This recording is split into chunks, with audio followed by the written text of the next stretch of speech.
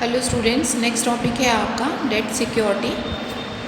Debt security में बेटा क्या क्या आते हैं आपके, बेसिकली डिबेंचर्स आते हैं या फिर आपकी इनोवेटिव इंस्ट्रूमेंट्स अगर हैं तो वो भी इस डेट सिक्योरिटीज़ के अंदर आते हैं। सभी बच्चों को ये पता है डिबेंचर्स जो होते हैं वो क्या होते हैं, उनको हम एज अ क्रेडिटर्स की तरह ट्रीट करते हैं। जो सिक्योरिटीज़ होती है इसको हम क्रेडिटरशिप सिक्योरिटीज़ के नाम से भी जानते हैं।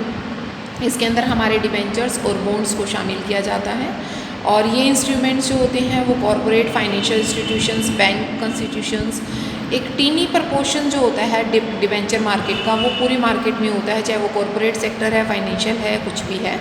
ठीक है। A predominant securities in the debt market is govern security. ये गवर्नमेंट सिक्योरिटीज़ भी में भी आ जाती हैं। ठीक है। और कॉरपोरेट डिबेंचर सिक्योरिटीज़ आर कौन कौन सी हैं वो वन बाय वन इसने एक्सप्लेन की हुई हैं। उसमें फर्स्ट आपकी आती है डिबेंचर्स, दूसरे आपके आते हैं इनोवेटिव इन्वेस्टमेंट्स। ठीक है। ये दो आपको बेसिकली इसके अंदर एक्सप्लेन की गई हैं, तो ये दोनों वन बाय वन हम इसके अंदर स्टडी करेंगे। तो सबसे पहले डिबेंचर्स।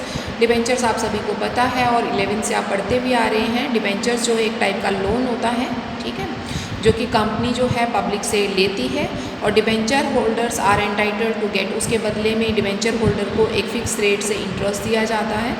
एक company can issue various type of debentures, एक कंपनी इशू कर सकती है, वो हम आगे पढ़ेंगे कि कौन कौन से टाइप्स होते हैं। Debenture issue bye the company is usually in a form of certificate, ये एक सर्टिफिकेट के फॉर्म में होते हैं। ठीक है।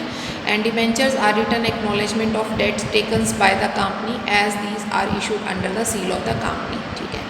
At debenture certificate contains the terms of repayment of principal sum of specific dates and terms of payment interest fix percentage. वही चीज़ बता रहे हैं, डिबेंचर होल्डर को एक तरीके से प्रिंसिपल सम जो है एक स्पेसिफाइड डेट पर और उसके अलावा उसको इंटरेस्ट दिया जाता है, जो उसका इंटरेस्ट एक फिक्स रेट से बनता है। ठीक है। उसके बाद बेसिकली इसके कौन कौन से करेक्टरिस्टिक्स होते हैं उनकी अगर हम बात करें तो characteristics and features of the debentures, वो कहता है debenture issued by the company in a form of creditors, या एक सर्टिफिकेट के रूप में इशू किए जाते हैं। ये जिनके ऊपर ये लिखा होता है कि ये आपकी कंपनी के डिबेंचर्स हैं। ठीक है। Debenture are issue under the seal of the company, company की सील लगी होती है। Contain a contract of the repayments of the principal sum in specified date, एक स्पेसिफाइड तारीख पर उनको क्या देना होता है, उनकी जो प्रिंसिपल अमाउंट होता है वो वापस करना होता है। A debenture holder receive interest on his debenture at a fix rate, एक फिक्स रेट से उनको इंटरेस्ट दिया जाना चाहिए। डिबेंचर होल्डर को लेने का अधिकार है और कंपनी को देना चाहिए, मतलब वो उसकी लायबिलिटी बनती है।